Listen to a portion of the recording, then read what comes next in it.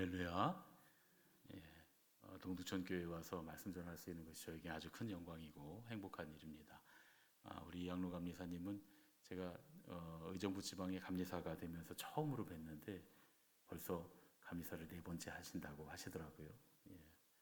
지금 우리 아마 감리사님들 중에서도 제일 형님이실 것 같은데 제가 생각하기에는 우리 감리사님 뵙고만 있어도 은혜가 되고 참 점잖으시고 선비 같으시고 신사시다라고 하는 그런 생각이 듭니다. 제 목소리가 생각보다 큽니다. 좀 줄여주셔도 됩니다. 제가 크게 할게요. 저는 이제 의정부 제일교회에서 목회한 지는 지금 이제 만 7년 됐고요. 생각보다 좀 시간이 지났습니다. 저도 경기연회 출신입니다. 중앙연회 출신이죠. 여러분 저기 가평 아시죠? 가평에 가면 청평이라는 데가 있습니다.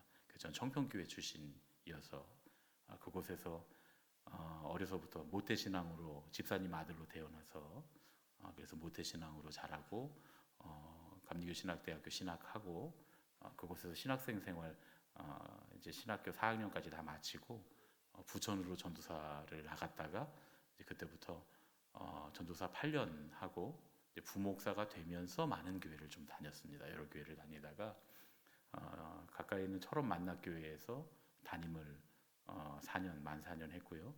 서울에 있는 그 하늘빛 교회라고 하는 옛날에 이름이 영생교회였는데 우리 감리교회 큰 교회 중에 하나인데 그 교회에서 담임 목회를 또 3년 제가 했습니다. 그리고 이제 의정부 제일교회 와서 지금 7년째 담임을 하고 있는데 이 의정부 동두천, 양주 이쪽에는 정말 오래된 교회들이 있잖아요. 사실 의정부 중앙교회도 오래된 교회인데 양주에 있었던 교회가 원래 더 오래된 교회로 알고 있고 또 우리 동두천 교회 같은 경우는 무려 1907년에 벌써 120년, 내년이면 120주년 되시는 거죠. 아닙니까? 맞죠. 120년 된 교회가 흔하겠습니까? 이렇게 건강하게 여러분들 신앙생활 하시고 또 이양로 감사님 목회하시는 거 보면서 120년 된 교회가 120년이 아니라 1200년 주님 오시는 그날까지 건강하게 가야 될 줄로 믿습니다. 저는 사실 전도 집회에 초청을 받은 건 이번 처음이에요. 제가 이제 부흥회는 많이 다니거든요.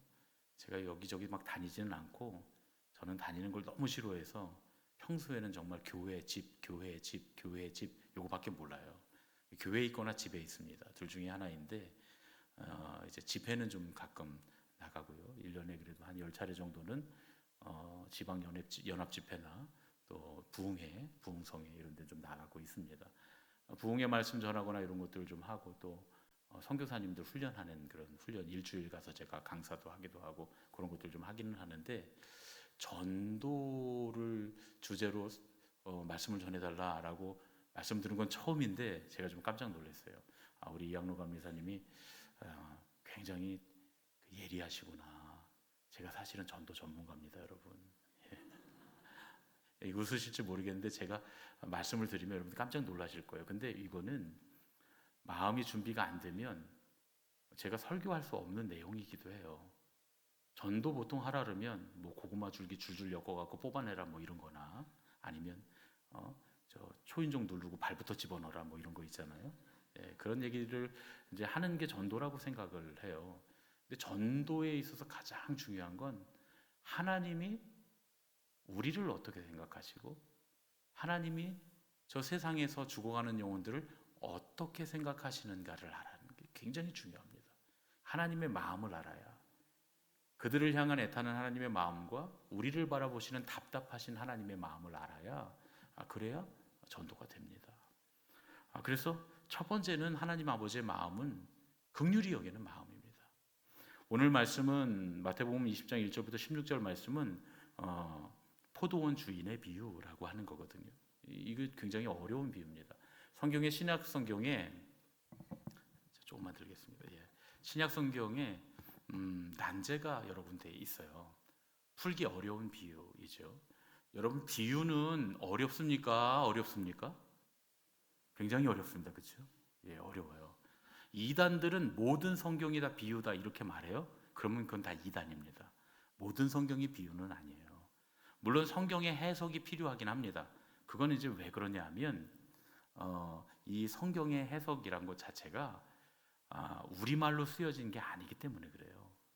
예, 정확하게 그 사람들이 쓴 그 단어를 우리말로 정확하게 설명할 방법이 없는 경우가 많아서, 그래서 한 단어로 썼다고 해서 한 단어로 정확히 번역이 되는 게 아니라 한 단어로 썼어도 10단어로 번역해야 되는 경우가 있고 10단어로 썼어도 우리말로는 한 단어로 번역할 수 있는 경우도 있습니다. 그게 번역의 어려움이라고 하는 거거든요. 더더군다나 2000년 전에 이스라엘에서 예수님이 하신 말씀이다. 그러면 여기서 이스라엘도 많이 달라요. 지금도 많이 다릅니다. 그렇죠? 이스라엘 사람들하고 우리랑 생각이 전혀 다릅니다. 그런데 2000년 전이에요. 지금 사람과 2000년 전의 사람도 생각이 달라요. 심지어 여기 동두천에 살고 있었던 사람도 2000년 전에 여기 누가 사는지 모르겠지만 여러분들이 그분들을 만약에 만난다면 말이 안 통합니다. 아예 쓰는 단어도 다르고 용어도 다르고 언어 자체가 지금 우리가 쓰고 있는 이 한국어가 아니라는 거예요. 고대 한국어는 우리가 쓰고 있는 한국어와 다릅니다. 그러니까 아예 다르죠. 그러니까 2000년 전에 예수님께서 그곳에서 하셨던 말씀을 우리가 지금 여기서 바로 알아들을 수는 절대 없기 때문에 해석이 필요합니다. 오히려 비유는요, 예수님이 쉽게 하신 말씀이에요. 이스라엘 사람들이 이 비유의 말씀을 들으면서 서로 좋아했다 그래서 즐거워하고 기뻐했다는 거예요. 웃으면서 그 말씀을 즐겁게 듣더라. 왜요? 너무 쉽게 설명을 해주시니까. 그래서 비유를 드시는 거예요. 우리가 흔히 비유라고 하는 건 마치 뭐뭐뭐 같습니다. 이거는요 마치 뭐뭐뭐 같아요 라고 말하면 여러분들이 쉽게 이해하실 수 있습니다. 여러분들이 한라봉을 한 번도 못 드셔보셨어도 한라봉은 꼭 자몽에 꼭지가 달린 것처럼 생겼습니다. 이해되시겠죠? 그죠? 그 맛은 귤하고 오렌지를 섞어 놓은 것 같습니다. 이해가 되시죠? 이럴 때 비유를 쓰는 거예요. 한라봉은 마치 자몽에 꼭지를 달아놓은 것 같다. 이게 비유예요. 한라봉의 맛은 마치 귤과 오렌지를 반반 섞어 놓은 것 같다. 이게 맛의 표현, 비유인 거예요. 한 번도 안 먹어보고 한 번도 안 봤어도 한라봉은 자몽처럼 크겠구나. 자몽에 꼭지 달린 것처럼 이렇게 꼭지가 있겠구나.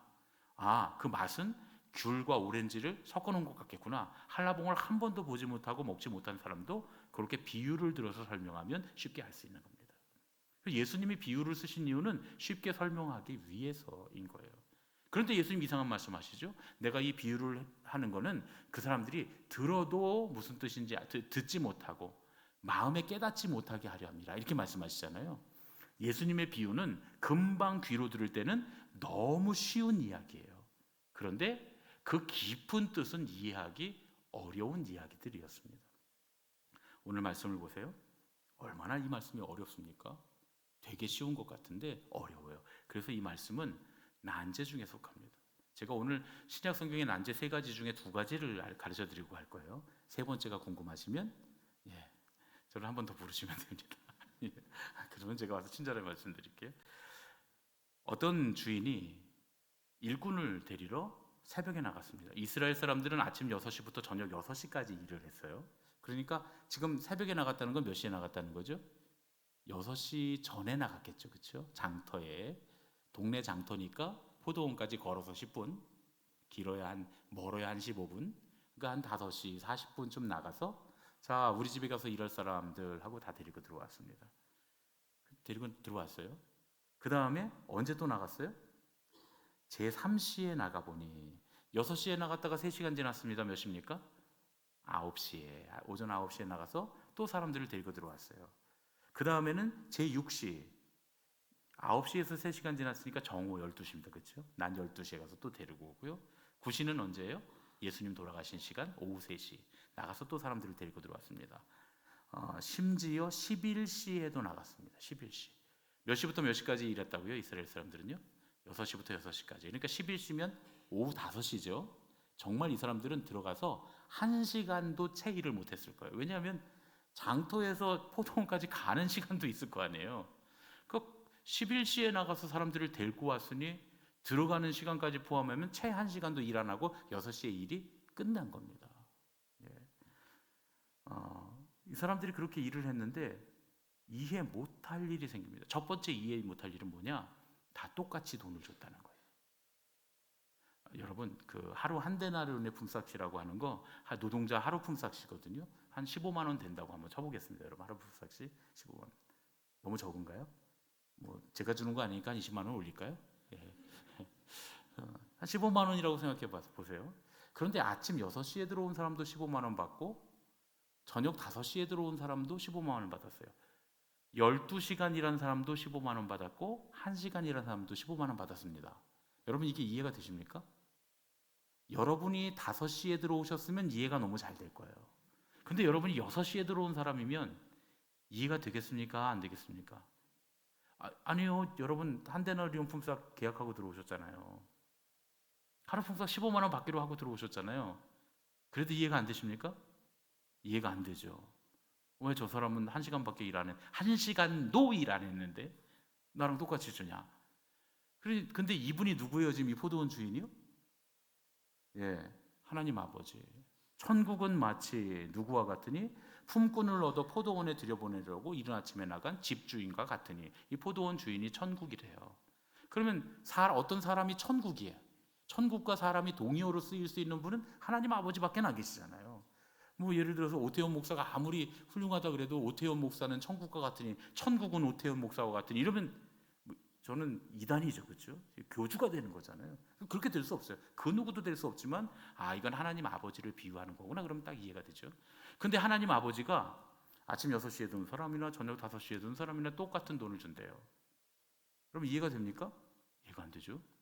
그 두 번째, 진짜 이해가 안 되는 게, 이분이 하나님 아버지신데 지혜롭지가 못해요. 구약 성경에 보면 잠언서에 하나님은 지혜의 원천이십니다. 그렇죠? 맞죠? 근데 하나님 지혜로우셔야 되는데 여기 보니까 지혜롭지가 못해요. 여러분 8절 보면요, 뭐라고 얘기하냐면 주인이 청지기에게 이르되 품꾼들을 불러 나중 온 자로부터 시작하여 먼저 온 자까지 삭슬 주라. 여러분 보세요. 먼저 온 자들부터 먼저 15만 원씩 줘서 보냈으면 아무 문제 없습니다. 제 말 맞죠? 먼저 온 사람들이 6시에 온 사람들이 15만 원 받았으면 나 오늘 15만 원어치 일했으니까 하고 받고 집에 갔을 거예요. 그러면 그 다음에 아침 9시에 온 사람들이 15만 원 받으면 뭐라 그럴 거예요? 주인 너무 감사하다. 아까 그 사람도 15만 원 줬는데 나도 15만 원 똑같이 나 3시간 덜 일했는데 너무 감사하면서 갔을 거예요. 12시에 온 사람은 어땠을까요? 막 웃으면서 노래를 부르면서 갔겠죠. 그러면 5시에 온 사람은요, 기절했을 겁니다. 기절. 나도 15만 원 준다고 나 1시간도 일 안 했는데. 그리고 그냥 그 주인 끌어안고서 막 발에 입을 맞추면서 그냥 주인 사랑한다고 막 너무 감사하다고 그랬을 거 아니에요, 그렇죠? 물론 그렇게까지는 안 했을 수도 있지만 또 모두가 다 행복하고 즐겁게 집에 갔겠죠? 누구부터 줬으면? 먼저 온 자부터 줬으면. 근데 누구부터 주래요? 나중 온 자로부터 주래요. 그 나중 온 사람들이 15만 원, 오후 5시에 15만 원 받은 온 사람이 15만 원 받고 가는 걸 아침 6시에 온 사람이 본 거예요. 5시에 온 사람, 3시에 온 사람, 12시에 온 사람, 9시에 온 사람 전부 다 15만 원씩 받아갔는데 자기도 15만 원 주는 거예요. 화딱지가 납니까? 화딱지가 막 납니까? 화딱지가 막 나죠, 그렇죠?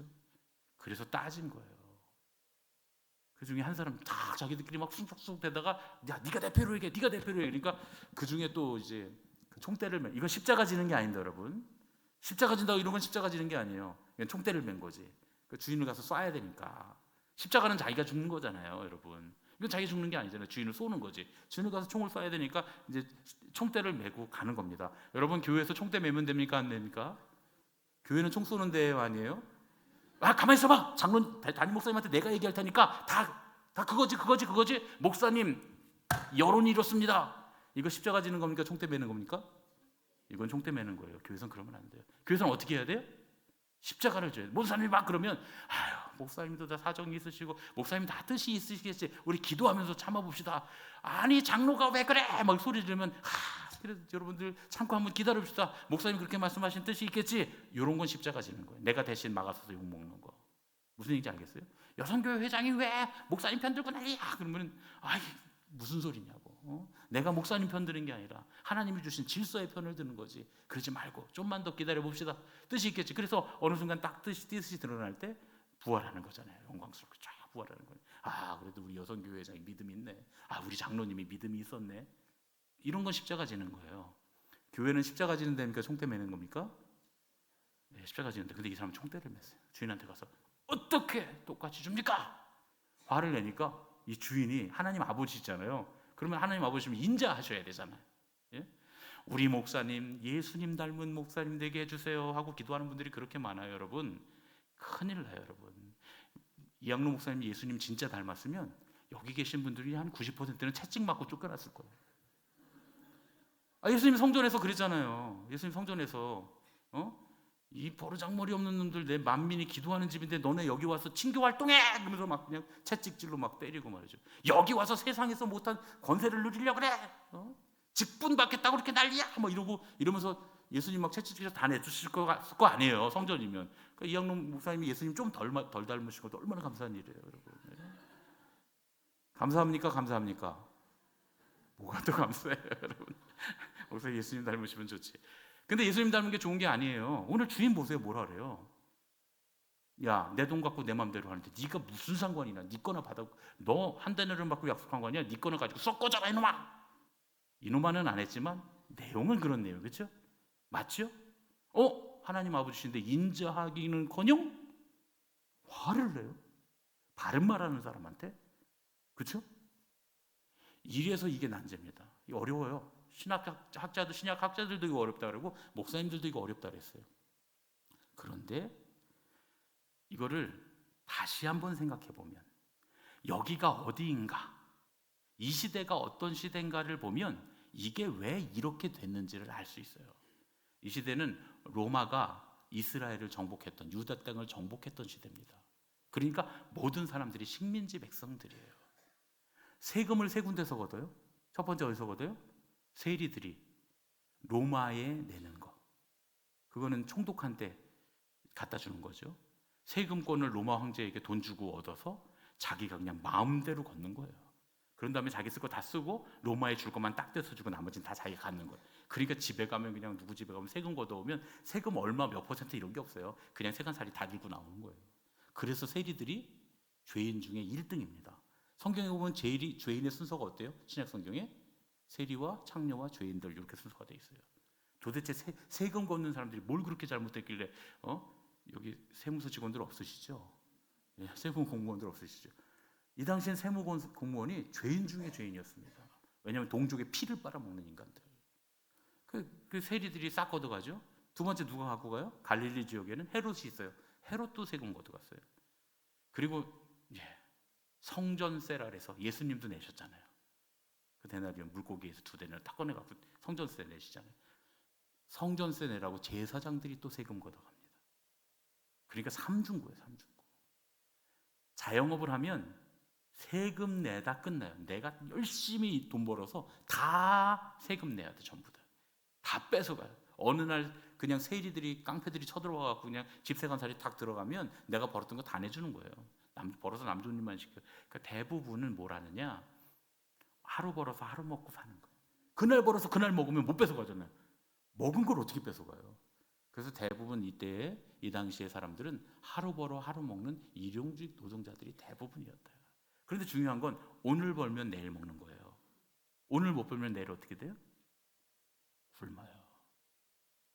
이 사람들이 다 그런 사람들입니다. 근데 이 사람들이 요즘처럼 자, 포도원에 오늘 일 갑니다.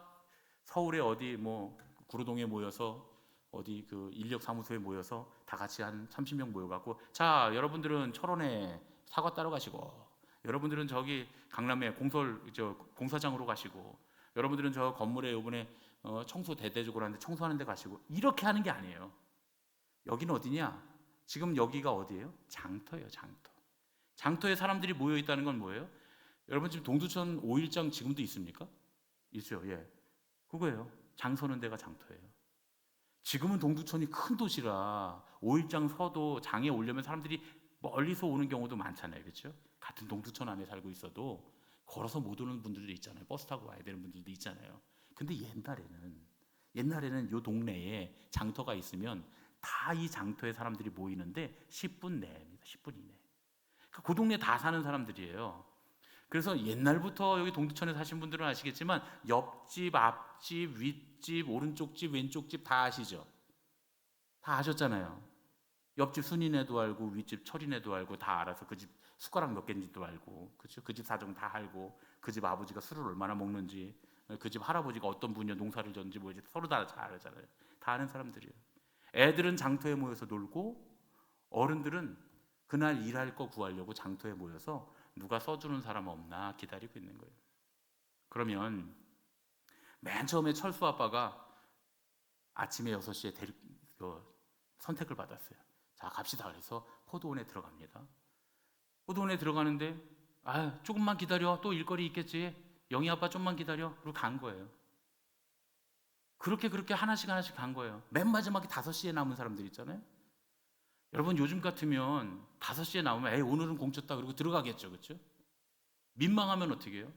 민망하면 죄송합니다. 교회에서는 그런 분들은 없지만 민망하면 어디 가서 막걸리라도 맥주라도 한 잔 마시고 민망하니까 술 취해갖고 들어가야지. 그리고 술 취하고 집에 들어가지 않겠습니까?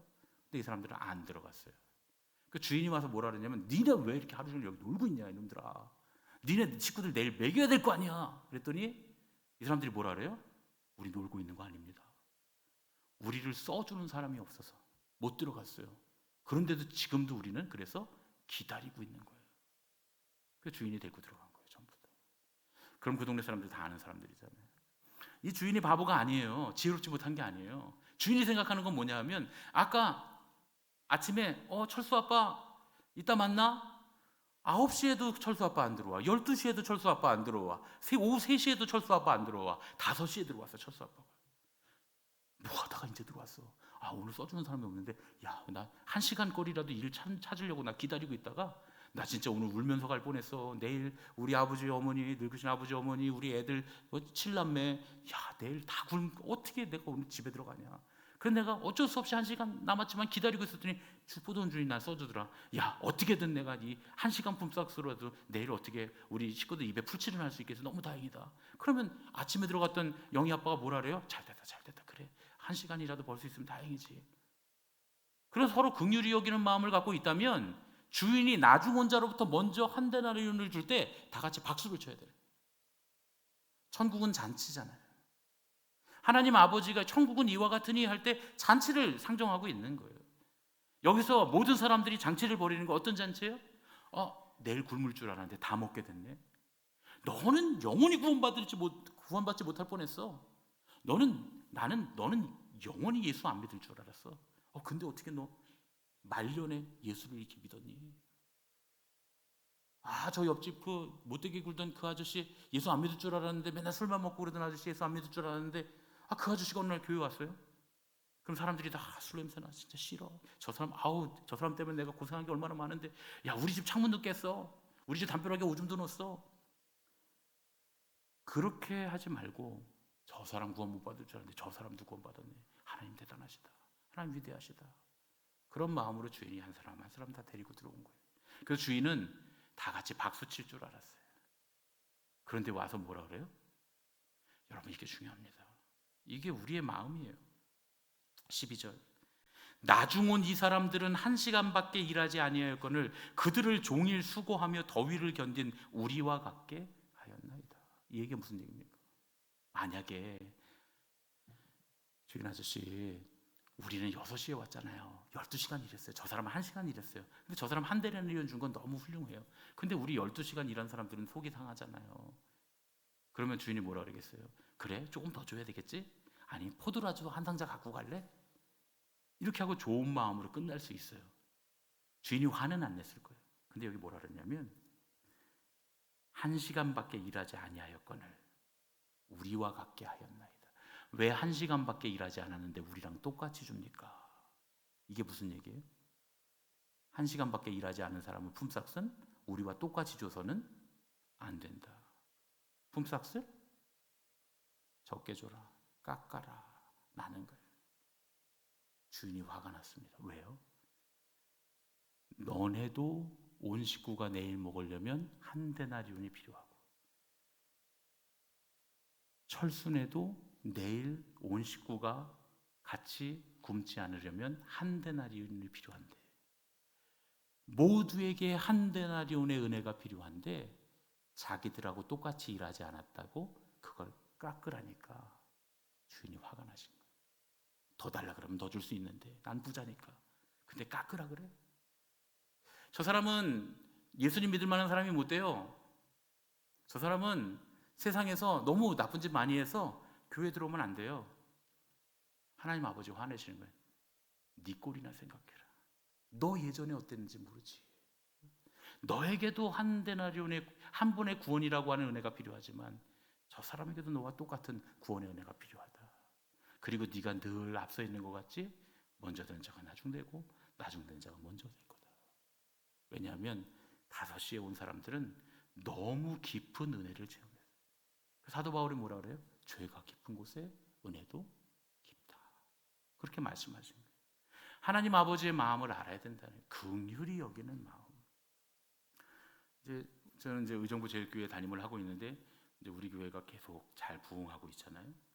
그래서 저는 이제 다니는 데마다 부흥했던 경험들이 많이 있어서요.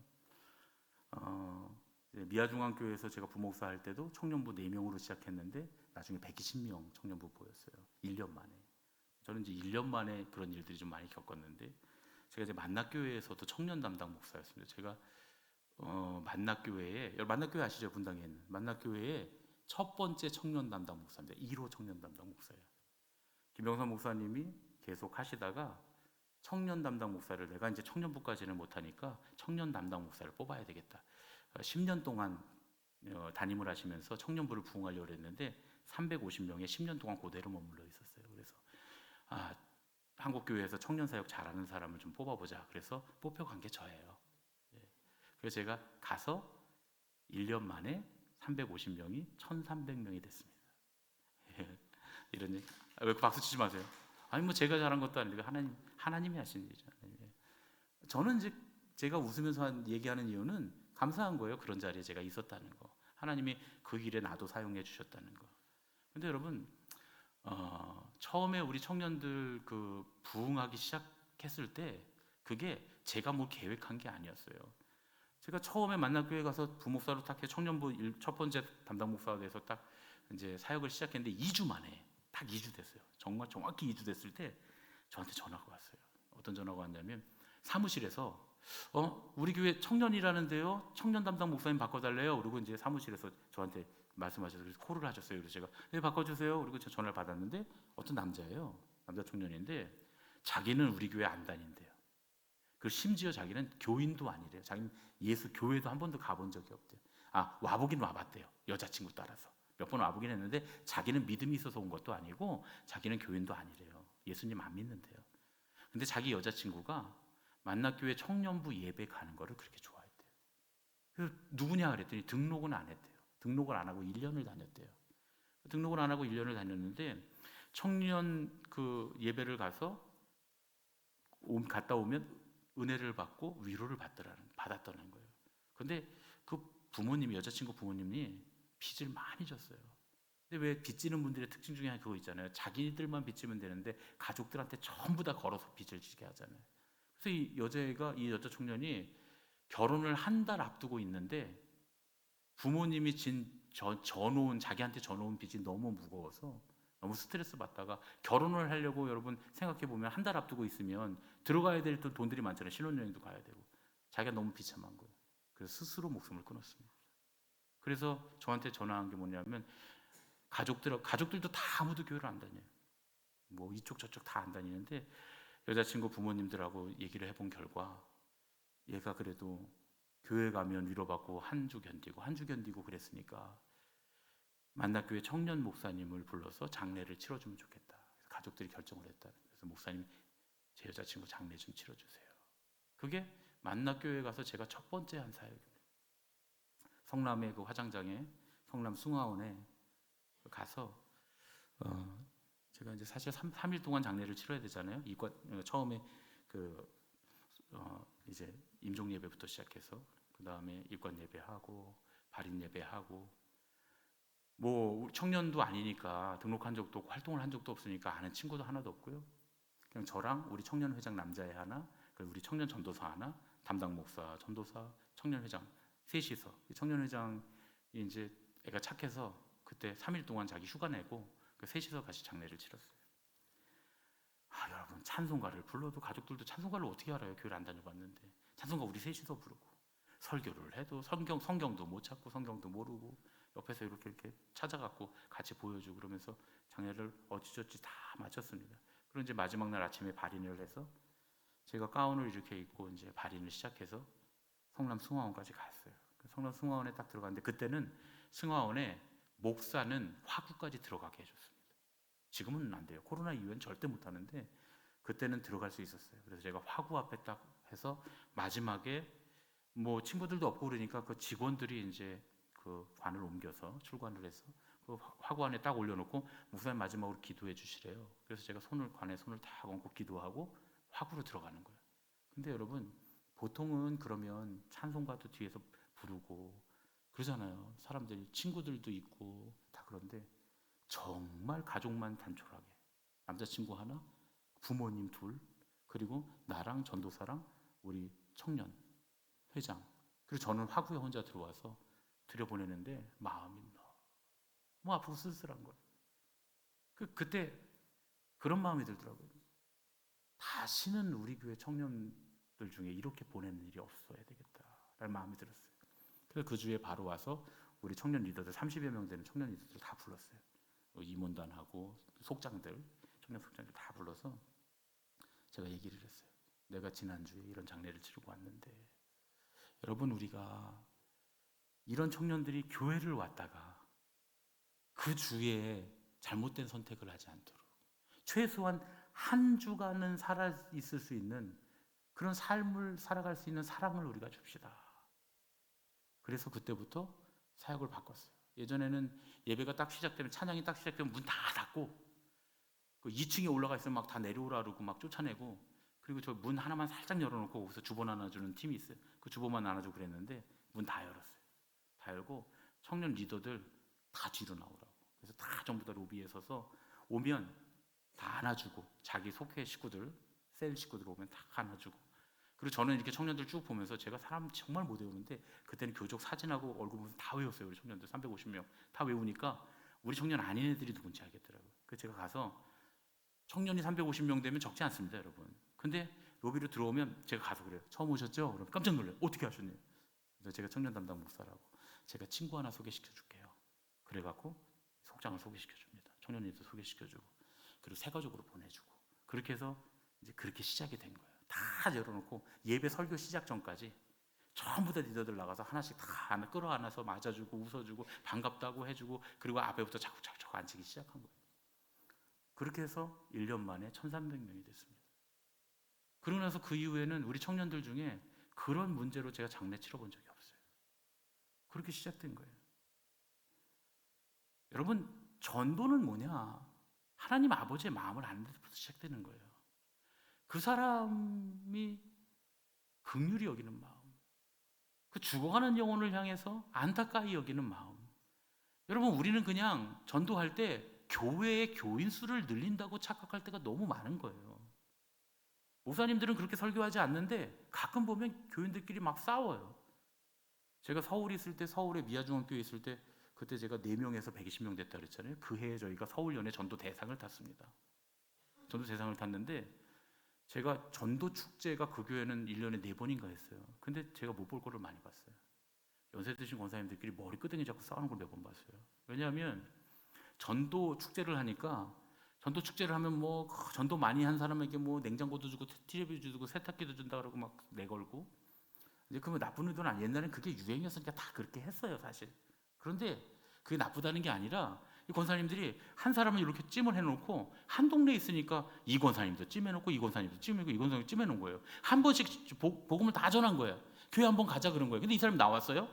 그러니까 이 권사님들이 전부 다 내가 나오라 그래서 나왔다는 거예요. 그 전도자, 인도자 이름을 써야 되는데 내 이름 써야 된다는 거예요. 근데 온 사람도 나지 이러니까 이 사람 되게 곤란하잖아요. 그러니까 이 권사님이 말하면 맞아. 이 권사님이 말하면 맞아. 그러니까 둘이서 내가 전도했다고 서로 왜 네가 네 이름 썼어 이러고 머리끄댕이 잡고 싸는 걸 제가 몇 번 봤어요, 여러분.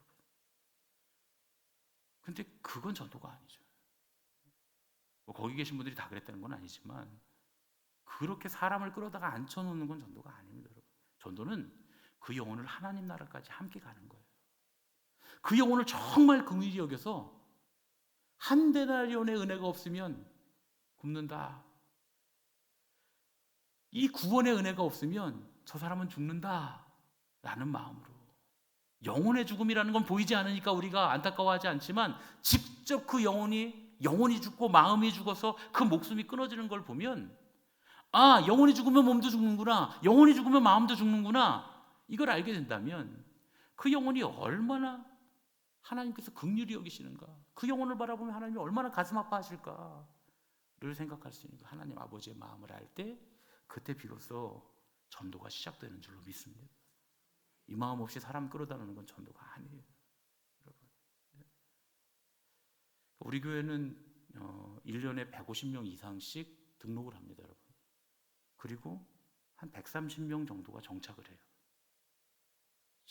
저희는 매 그랬어요. 코로나 끝나던 그 해 5월달부터 예배를 시작했는데 그 해 168명이 등록을 했습니다. 가족들이 등록을 했어요. 저희는 30대가 제일 많습니다. 예전에는 50대, 60대가 제일 많은 교회였는데요. 이제 지금은 30대가 제일 많습니다.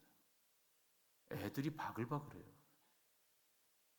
제가 오늘 우리 허준호 전사님 데리고 왔거든요. 너무너무 잘해요. 누군지 아시죠, 다? 얼굴만 잘생긴 게 아니라 참 잘해요. 근데 허준호 전사님 알잖아요, 그렇죠? 저희 1층에 가면 주일날 하루 종일 애들이, 깐난 애기들이 막 울고요. 애들이 조그만 요만한 애들 2살짜리, 3살짜리들이 막 그냥 교회 카페를 막 뛰어다녀요. 많습니다, 여러분. 많아요. 근데 젊은 사람들, 애기 엄마 아빠들이 많으려면 여러분들이 애기 엄마 아빠를 긍휼히 여기면 돼요. 제가 왜 그 마음을 하냐면, 제가 목회하면서 애 둘을 키웠는데 제가 목회하다 보니까 애들이 많이 아팠어요. 몸도 아프고 마음도 아프고 부모도 마음이 찢어지는 일이 너무 많았어요. 우리 딸이 저 만나교회에서 사역할 때 제가 아프리카에 우물 파러 갔다 오고, 청년들 이제 선교, 국내 선교 나가면 그 여름에 7월 8월에는 제가 집에 못 들어가요. 계속 돌아다닙니다. 아프리카 갔다 오고, 제천에 가서 하다가 철원 가서 청년들 기도회 인도하고, 그리고 또 저 광주 가서 청년들 인도하고, 그렇게 하다 보면 7월 8월이 지나가요. 어느 날 사무실에 딱 와서 앉아 있는데 제 딸이 저한테 전화했어요. 그때 우리 딸이 나이가 3살인가 그랬거든요. 막 말 시작했을 때, 왜 어린데 말 잘하는 애들 있잖아요. 우리 딸이 그랬거든요. 말이 일찍 터져갖고 3살밖에 안 됐는데 말을 너무 청산 유수처럼 잘하는 애였어요. 전화했어요. 그래서 엄마가 딸이 바꿔달라는 거예요. 우리 딸이 해야니까. 그래서 바꿔줬더니 우리 딸이 저한테 뭐라 그랬게요? 아빠, 우리 집에 놀러 오세요. 그랬어요. 이거 진짜 유명한 얘기입니다. 제가 만나교회에서 수요예배 때 이거 얘기해갖고 난리가 났었어요. 근데 몇 년 있다가 그 농협 광고인가 나오더라고요. 아빠, 우리 집에 놀러 오세요. 저만 그런 게 아니에요. 거기 아빠들 해외에 출장 나가는 아빠들 있거든요. 3개월씩 출장 나가 있고 6개월씩 출장 나가 있고, 한 달 출장 나갔다가 들어오자마자 옷 갈아입고 또 다시 한 달 출장 나가고, 남미 출장 갔다가 유럽 출장 갔다가, 이런 사람들이, 젊은 사람들이 굉장히 많습니다. 진짜 먹고 살려고 하고 자리를 잡으려고 그러면 엄마 아빠들이 얼마나 바빠야 됩니까? 그 사람들이 그 아이들을 키우면서 겪는 그 슬픔, 아, 요즘 사람들은 뭐 세상에 이렇게 좋은데 뭐 기계가 좋고 뭐가 좋고 뭐 사회복지가 이렇게 잘 됐고. 여러분, 그래도 옛날에는 엄마들이 끼고 애들 키웠잖아요. 요즘 애들 불쌍해요. 할머니가 돌봐주거나 누가 가족이 돌봐주는 사람 없으면 애들 그냥 어린이집에, 유치원에, 어린이집 유치원 납부되는 게 아니에요. 거기 애들 단체로 모여 있는데 콧줄줄 흘리면서, 제 아내가 유치원 교사였어서 아는데, 밤늦게 집에 들어오는 애들 있잖아요. 애들이요, 특별히 선생님이 걔를 괴롭히는 것도 아니고 홀대하는 것도 아니고 잘해주고 머리도 이쁘게 빗겨주고 하는데도 걔네들은 유난히 불쌍하대요. 마음이 그런 거예요. 그럼 그 부모들의 마음, 그 아이들의 마음을 알아주는 긍휼한 마음에서부터 전도가 시작되는 거예요. 두 번째 난제가 뭐냐면요, 여러분, 누가복음 16장에 있는 불의한 종의 비유예요. 여러분, 불의한 청지기의 비유 아시죠? 이 청지기가 자꾸 돈을 유용하니까 주인이, 야, 이놈 잘라버려야 되겠구나, 너 다 정리해, 잘라버릴 거니까. 그랬더니 이 청지기가 어떻게 합니까? 거래처 다 사람들 만나갖고, 야, 너 보리 얼마 빌려서? 10말? 너 5마리라고 써.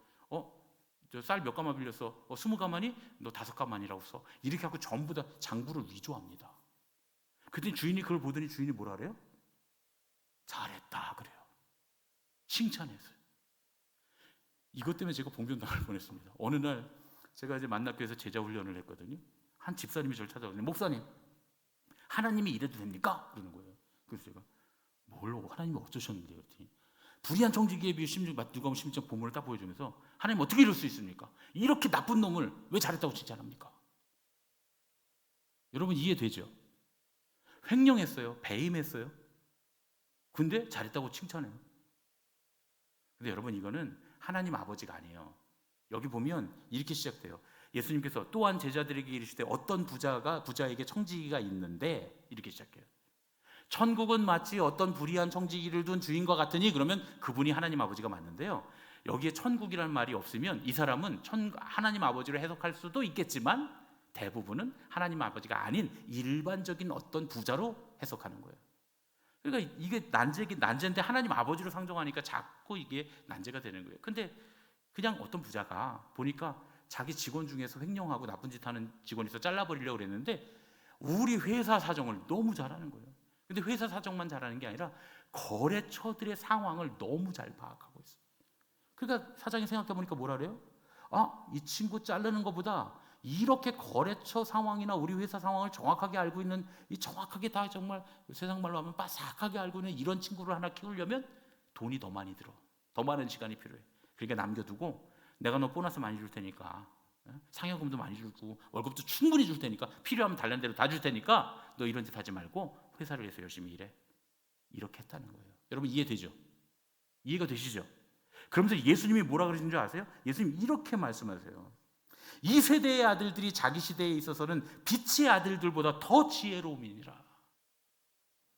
예수님이 제자들에게 하시는 말씀이에요. 야, 너네 빛의 자녀들이라고 말하잖아? 너네 안 지혜로워. 세상 사람들 봐. 너네보다 훨씬 똑똑해.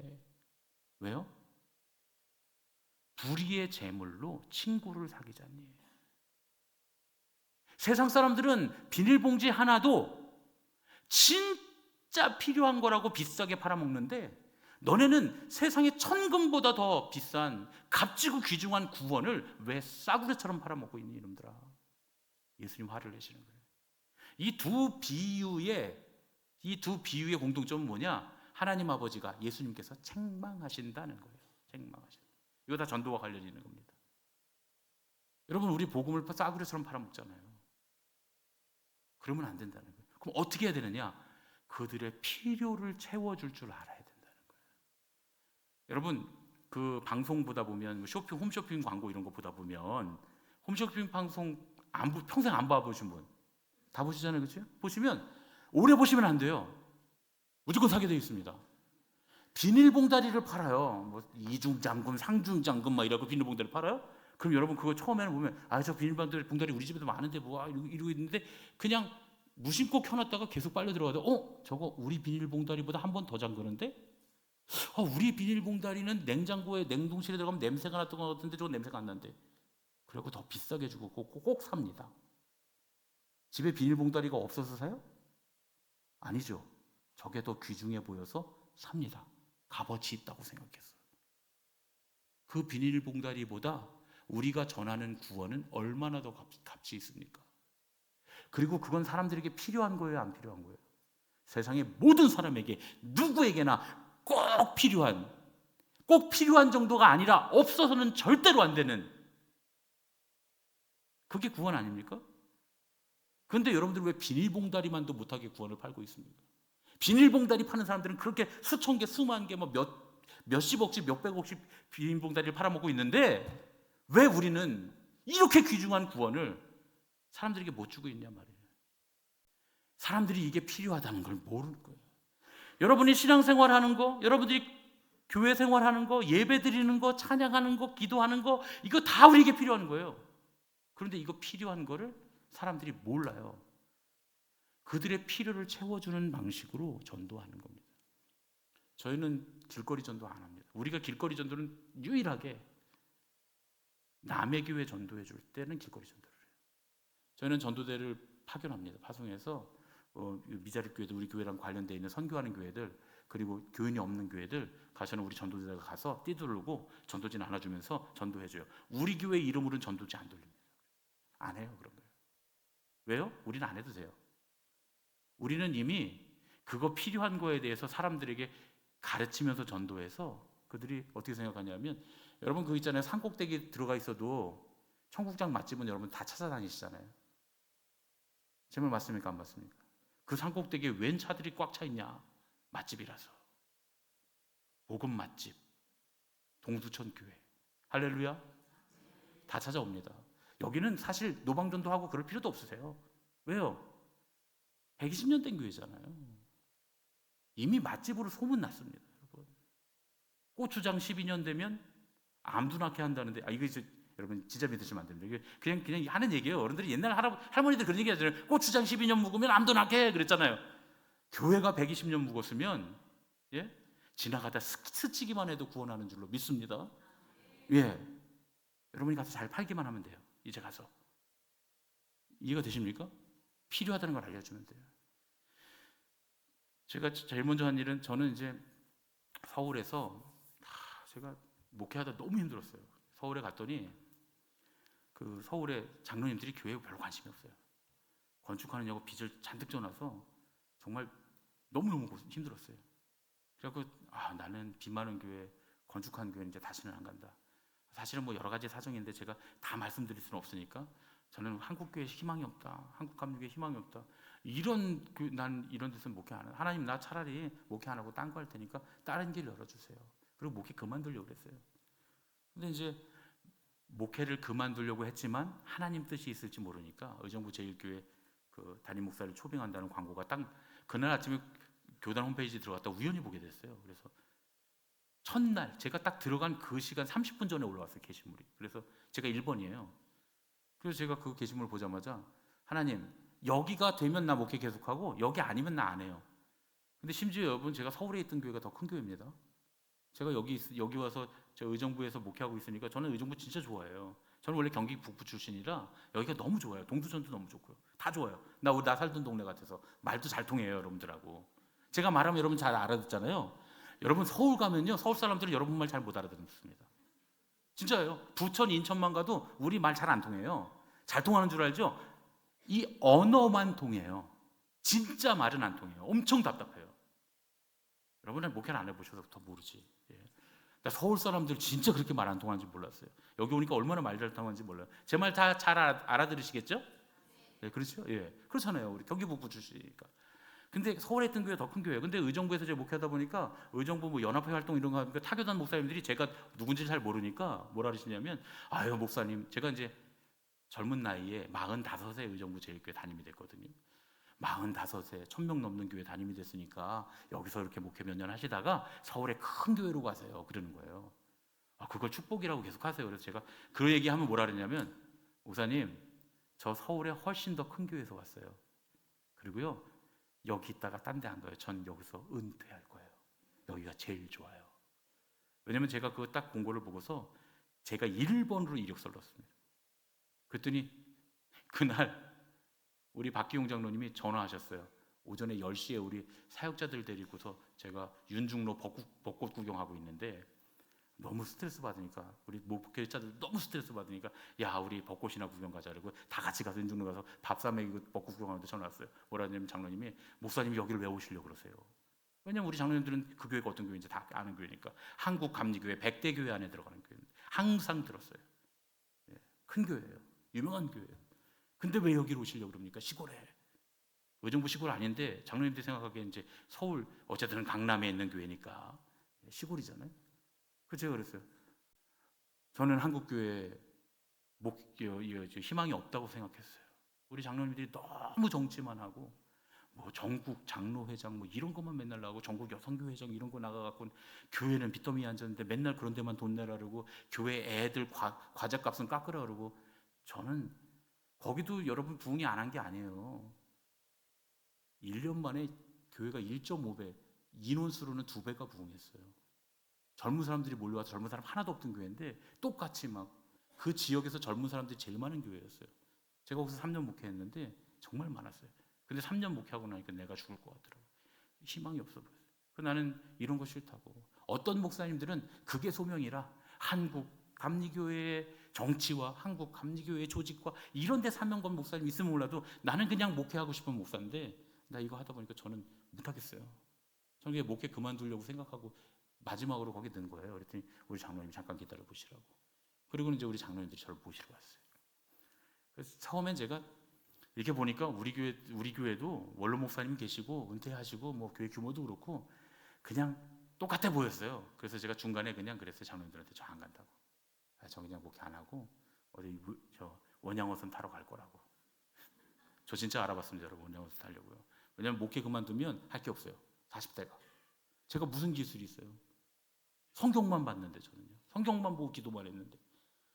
어디 노가다, 저는 어렸을 때 막노동판 노가다판에서 자랐거든요. 저희 아버지가 건축하셨기 때문에 저는 노가다판에서 스티로폼 깔고 1년씩 자고 그랬어요. 저희 어머니 한바식당 하시고. 너무 잘 알아요. 난 그거 못해요. 저는 3일만 하면 한 달은 누워 있어야 됩니다. 저는. 그래서 도망갈 것 같더라고요. 애들 키워야 되는데, 애들 아직 어리고 학교 다녀야 되는데. 그래서 방법은 뭐다? 원양어선을 타면 최소 3개월 동안 못 나오고 죽든지 살든지 거기 있어야 되니까 적응할 거다. 그래서 제가 아내한테 그랬죠. 여보, 원양어선밖에 없어. 내가 지금부터 알아볼 테니까 원양어선 하고 우리 목회 그만둡시다.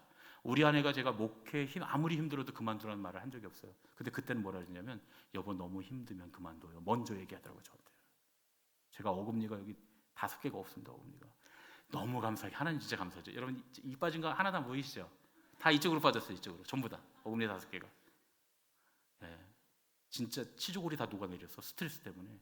치과를 가도 소용없었어요. 그렇게 스트레스 받고 여러분 잘 모르시지만 제 머리에 땜빵이 3개 있습니다. 이 안에. 원형 탈모. 그리고 제가 40대 초반에 메니에르가 왔습니다. 그럼 메니에르 뭔지 아시죠? 어르신들. 예. 진짜 제가 메니에르 왔다는 얘기를 듣고 할머니 권사님들이 진짜 대성통곡하고 우셨어요. 우리 목사님도 40대인데 우리 메니에르 오면 빙글빙글 돌고 이 구역질하고 토하고 그냥 변기 앞에서 쓰러져 있는데 그 병 우리 목사님 걸렸다고. 여러분 한 번 오면 2주 동안은 꼼짝도 못하고 누워 있어야 돼요. 그래서 저는 2주 동안 누워 있을 때 한 번도 없습니다. 내가 어지러워 죽어도 교회 가서 죽는다. 그래서 새벽기도 하고 다 했어요. 요즘은 좀 꾀가 나서 제가 매니어로 오면 좀 새벽기도 안 나가고 장로님들한테 알아서 하시라고 그러거든요. 뭐 부목사님들도 있고 그러니까. 근데 그때는 안 그랬어요. 진짜 너무 고생하니까 우리 아내가 그러더라고요. 이러다 죽겠다 싶었대요 제가. 그래서 여보 너무 힘들면 목회 그만둬요. 우리 아내가 처음으로 저한테 그랬습니다. 그리고 우리 장로님들한테 왔더니 우리 장로님들이 그래요. 장로님들이 여러 가지 약속을 하시는데 첫 번째 약속이 뭐냐면 목사님, 우리 장로들 중에는 목사님 힘들게 한 장로 하나도 없습니다. 목사님 목회 행복하게 해드릴게요. 그 우리 손태주 장로님 저한테 약속하신 거예요. 나 거기 안 갈 거예요. 그랬더니 장로님들이 그날 전부 다 그 손태주 장로님이 저 경민 그 부원장 하신 분이거든요. 그날 저거 하고 오셨어요. 나 오늘 저기 뭐라 그러죠? 반차. 바로 그 자리에서. 또 우리 박기용 장로님은 한국과학기술원 키스트 최고 고참이시거든요. 그날 반차. 우리 장로님들 다 반차 내고 오셨어요. 반차 내고 다들 오셔갖고 제가 원래는 그 일식집에서 제가 먼저 계산을 하고 밥을 사드렸어요. 왜냐하면 장로님들이 나한테 밥을 사면 내가 가야 될 것 같아갖고 아주 딱 끊어버리려고 제가 먼저 계산부터 하고 밥을 사드렸습니다. 좋은 걸, 아주 제일 비싼 걸로 사드렸어요. 돈도 없지만 사드렸어요. 그리고 나서 저 안 갑니다 그랬더니 장로님들이 다 얘기하는데 하다 보니까 말이 통해요. 우리 장로님들이. 손장로님 딱 그러시더라고요. 목사님, 우리 장로들 중에 목사님 힘들게 할 사람 아무도 없습니다. 목사님, 목회 행복하게 해드릴게요. 두 번째, 저 장로님들 어디 나가는 거 싫습니다.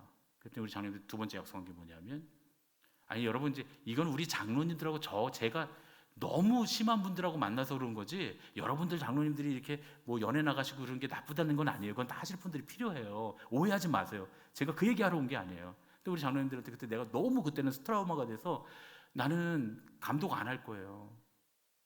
지방을 위해서 우리 지방을 위해서 감리사 정도는 정말 해야 되면 내가 한번 할 거예요. 근데 저는 감독 안 할 건데 장로님들도 나는 그런데 안 나가셨으면 좋겠어요. 또 우리 장로님들이 저희는 지방 이상 안 나갑니다.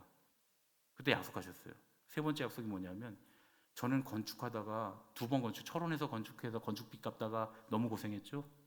서울 가서도 건축비 갚다가 너무 고생했죠. 나는 내가 건축하지 않았는데 신명기의 복을 거꾸로 받았어요. 내가 짓지 않은 집을 받은 게 아니라 남이 지은 집의 빚만 갚았어요. 제가 너무 힘들어서 저는 건축 안 합니다. 그랬더니 장로님들이 약속했어요. 우리 건축 안 합니다. 그 3가지 약속하고 제가 온 거예요.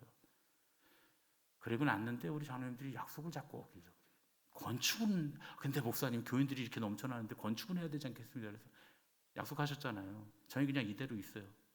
예배 한 번 더 늘리면 돼요. 3부 예배 하고 있는데 4부까지 예배 늘리면 됩니다. 우리 교회 3,000명까지는 끄떡없으니까. 그리고 저는 절대로 은퇴할 때까지 3,000명 교회 만들 생각이 없어요. 그러니까 걱정하지 마시라고. 제가 교인들이 계속 들어오지만 걱정하지 마시라고. 제가 은퇴할 때까지 3,000명은 안 만듭니다. 근데 우리 교회 3,000명까지는 4부, 5부 예배드리면 할 수 있으니까 그렇게 하시자 그랬어요. 그랬더니 장로님들이 뭐라 하냐면, 그래도 목사님 낡았으니까 리모델링을 해야 되지 않겠냐고. 저를 너무 괴롭히신 거예요. 그래서 그래, 건축은 아니지만 리모델링, 그 대신 건축 헌금 안 걷고 리모델링 합니다. 그랬더니 장로님들이 알았대요. 교회에 땅 있는 거 다 팔아야 됩니다. 그랬더니 알았대요. 그래서 방송리에 있었던 땅 팔고, 의정부 3동에 있었던 땅 팔고, 의정부 3동 땅은 진짜 비싼 땅이었는데 엄청 몇 억 손해보면서 팔았어요. 그래서 전부 다 모아갖고 그걸로 리모델링 했습니다. 그러면서 제가 장로님들 마음대로 하시는데 두 가지만 부탁했어요. 한 가지 뭐냐면 담임 목사실을 줄입시다. 저는 제 담임 목사실 줄이고, 담임 목사실 유리 창문을, 전면 창문을 만듭시다. 교인들이 지나다니면서 다 볼 텐데요. 그래야 교인들이 아무 때나 들어오죠. 문 언제나 열은 것처럼 교인들이 이렇게만 보면 올 수 있게 그렇게 해주세요. 그렇게 하고, 두 번째는 1층에 카페를 꼭 만들어야 됩니다. 그리고 거기에 영화부실과 유치부실, 화장실 딸려서 꼭 만들어주세요. 그러면 내가 장로님들 손주 손녀 매주 보게 해드릴게요. 그랬어요. 실제로 우리 교회는 손주 손녀 맞지? 허준 선생님, 우리 장로님들은요 서로 사돈 되셔서 양쪽 사돈이 손주 손녀를 가운데로 자식들 대신 애들 봐주시고요. 그래서 저희는 20대 여성교회가 밥합니다. 지금도요. 그렇게 해서 해요.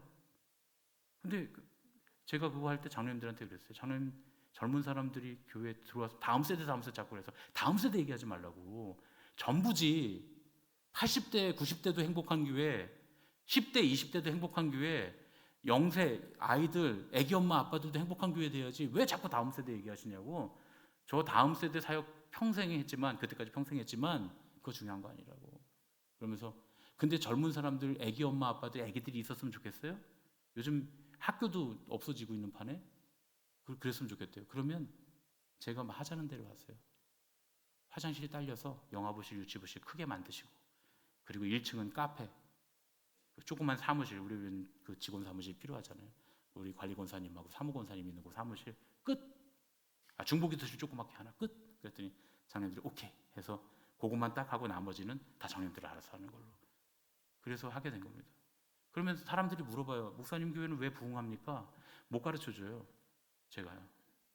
왜 못 가르쳐주면 저희는 이제 전도 축제 안 하거든요.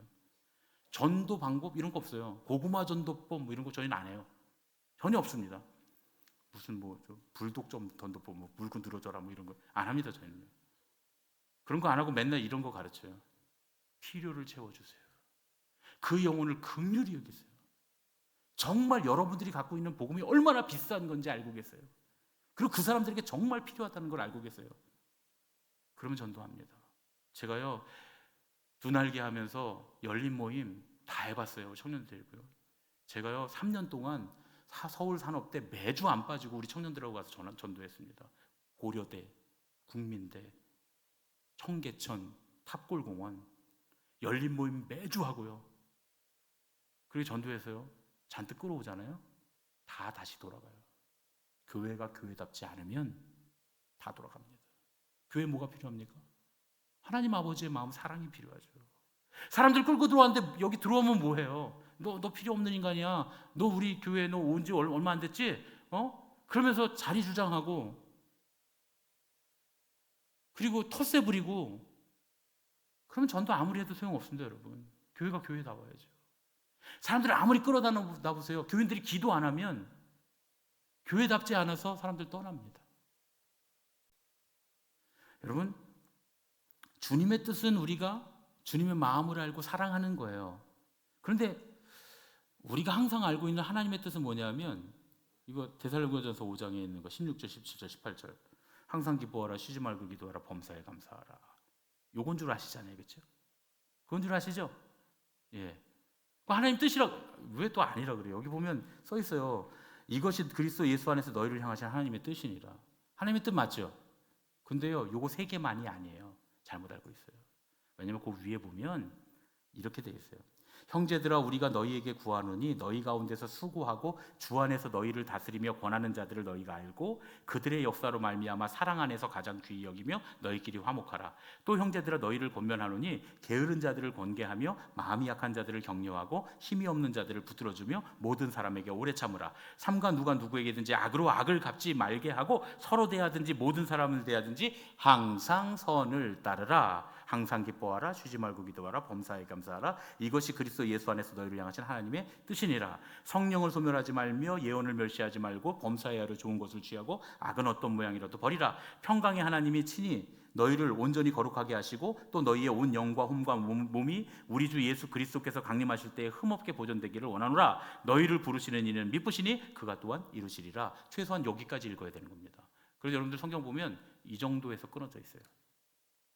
어디서부터 시작이냐면 최소한 아무리 짧게 봐도 항상 선을 따르라, 항상 기뻐하라, 쉬지 말고 기도하라, 범사에 감사하라 4개를 해야 돼요. 왜냐하면 보세요. 이것이 그리스도 예수 안에서 너희를 향하신 하나님의 뜻이니라. 성령을 소멸하지 말며 예언을 멸시하지 말고 범사에 헤아려 좋은 것을 취하고 악은 어떤 모양이도 버리라. 이게 대꾸라고 하는 거예요. 하나님의 뜻이라고 하는 말 사이로 대꾸로 되어 있습니다. 그래서 항상 기뻐하면 어떻게 돼요? 항상 기뻐하면 잘 보세요, 여러분. 가운데부터 할게요. 범사에 감사하라. 범사에 감사하면 어떻게 돼요? 성령님이 늘 내 안에 계세요. 불평하면 성령님이 떠나시잖아요. 그래서 성령을 소멸하지 말며 이게 짝이에요. 쉬지 말고 기도하라. 요거는 예언을 멸시하지 않고 이게 짝이에요. 맞죠? 항상 기뻐하라. 이거는 범사에 헤아려 좋은 것을 취하고 이게 짝이에요. 왜냐하면 범사에 헤아려 좋은 것만 취하면 항상 기뻐하게 돼 있잖아요. 제 말 맞죠? 딱 맞아요. 그러면 마지막 악은 어떤 모양이라도 버리라는 뭐가 짝이에요? 항상 선을 따르라가 짝이죠. 근데 항상 선을 따르라는 그 위에가 엄청 길어요. 다시 볼게요. 형제들아 우리가 너희에게 구하노니 너희 가운데서 수고하고 주 안에서 너희를 다스리며 권하는 자들을 너희가 알고 그들의 역사로 말미암아 사랑 안에서 가장 귀히 여기며 너희끼리 화목하라. 이게 1번이에요. 근데 보세요. 교회가 교회다움을 지키면 이걸 해야 되는 거거든요. 그 실제로 이 사도 바울은 데살로니가 교회에 이 얘기를 하려고 길게 하고 이거가 되면 항상 기뻐하고 쉬지 말고 기도하고 범사에 감사하는 게 된다는 거예요. 왜요? 왜냐하면 서로 권변해 주니까, 서로 격려해 주니까. 그러니까 그 뒤에가 저절로 되는 거예요. 그러니까 어떤 분들은 그러잖아요. 저분은 맨날 혼자 즐겁고 기쁜데 다른 사람들은 아프게 해. 저 사람은 저렇게 기도를 열심히 하는데 저 권사님은 말만 하면 사람들이 시험에 들어. 왜 그래요? 진짜 중요한 거 빼놓고 하기 때문에요. 뒤에 건 저절로 되는 거예요. 원래 앞에 게 중요한 거예요. 근데 이 교회다움이라고 한 건 뭐냐면 너희 가운데서 수고하고 주 안에서 너희를 다스리며 권하는 자들을 너희가 알고. 자 보세요. 너희 가운데서 수고하고 주 안에서 너희를 다스리며 권하는 자 누구예요? 누굽니까? 교회 안에서.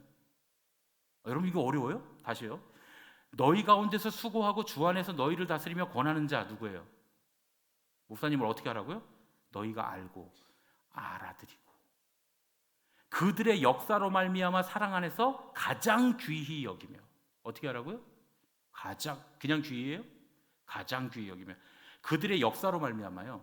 우리 목사님이 인격이 예수님 같고 우리 목사님이 얼굴이 탤런트 같고 우리 목사님은 설교가 청산유수고 설교를 너무 잘하고 이런 게 아니라 그냥 그분이 원래 하시는 일.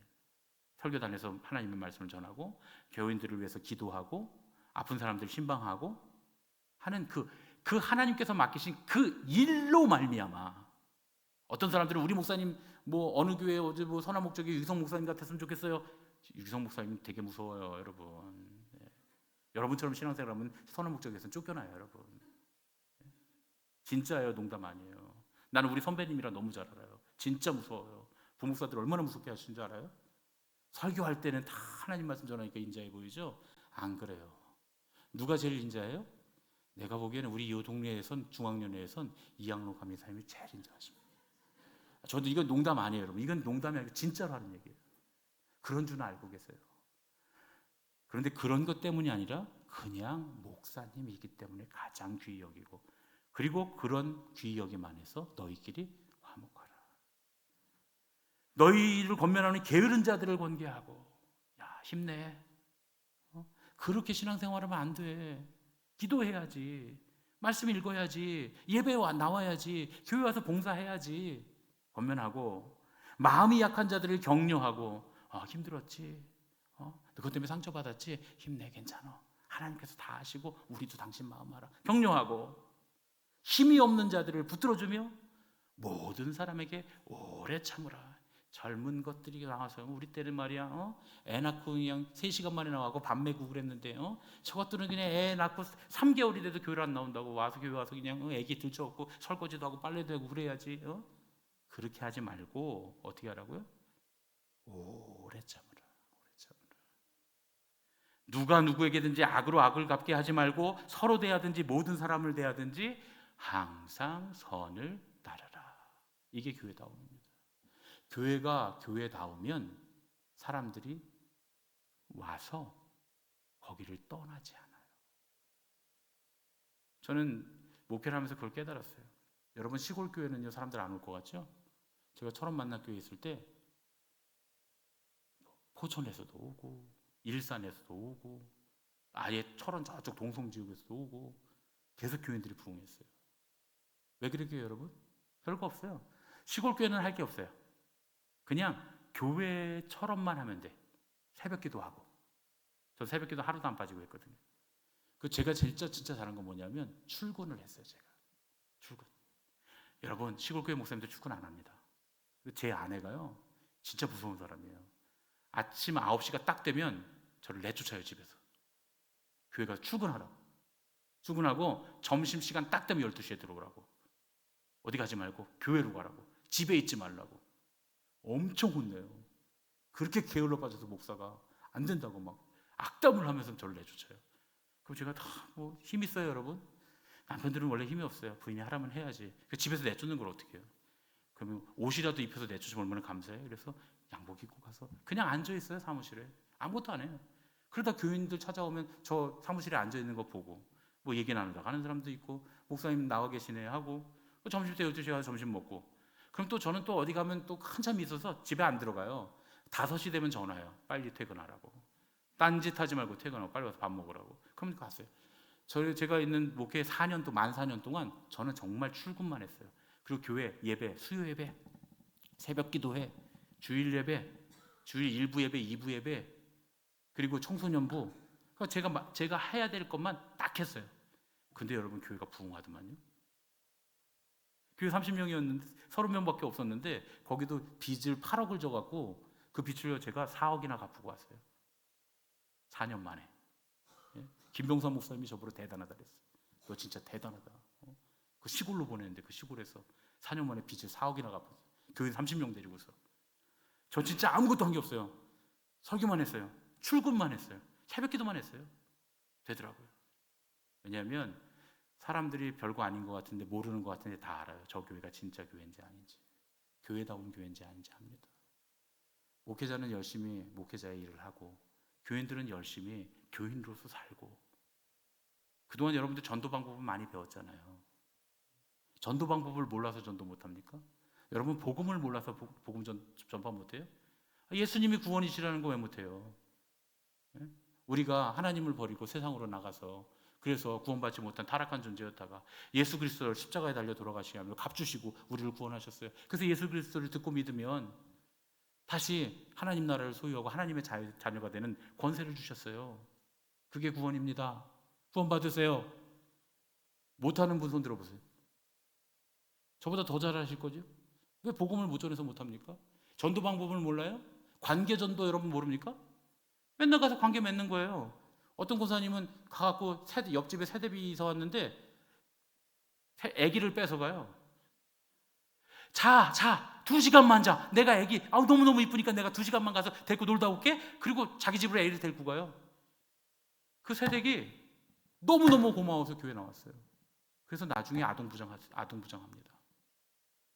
진짜 여러분, 이거 제가 지금 거짓말 지어낸 얘기 아니에요. 제가 아는 아주 저한테 너무너무 잘해주신 권사님 얘기하는 거예요. 어떻게 전도 받으셨어요? 그랬더니 우리 윗집 권사님이 맨날 와갖고 애를 2시간씩 뺏어간대요.